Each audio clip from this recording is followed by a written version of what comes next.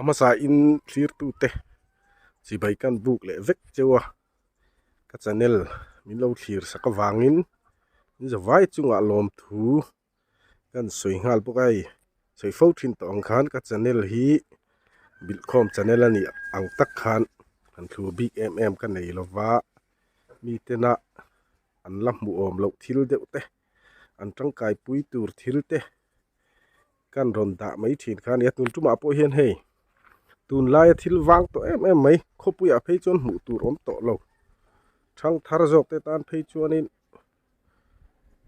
a ming cho an hriang ti to mai tur kha zo pa le ka pui yan ti tun ma kan pi le pu te na thil phona na lo man thin bu phona te marcha phona te lo man thin kha hei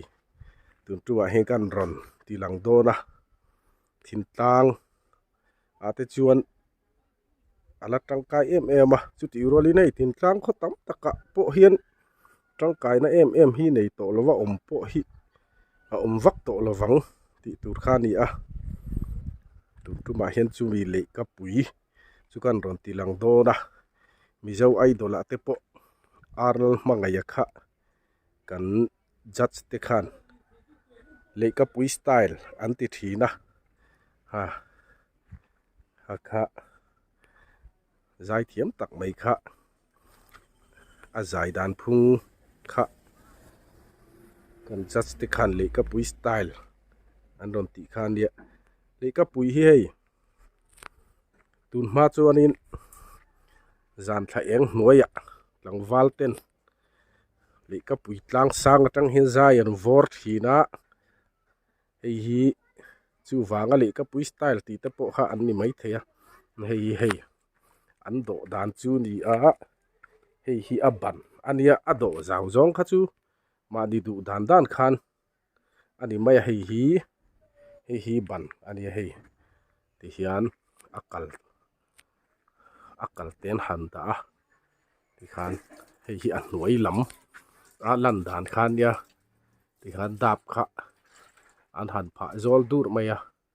ta khan bu ten phawa marcha te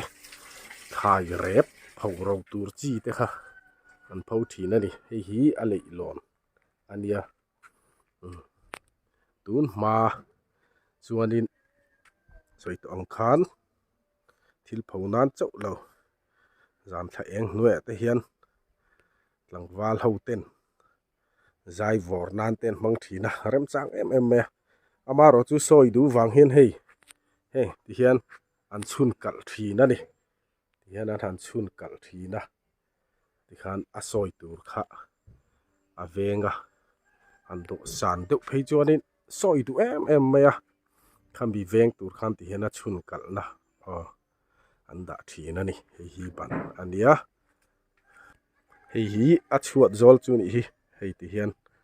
dap khan pha zol duai hoya ta hian thilan phau thina ni hei hi zo pa le ka pui kan han ti takna a hnam dang te po lo ti ve thin te pon om mai theya khang kha chu ka hre to chuang lova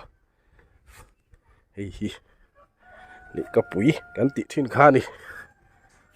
tun lai a chon mu tu rawang to via wang thin tlanga po hian thin tlang khon na zonga chon kan mun ma te chep to a yang han do na tur hi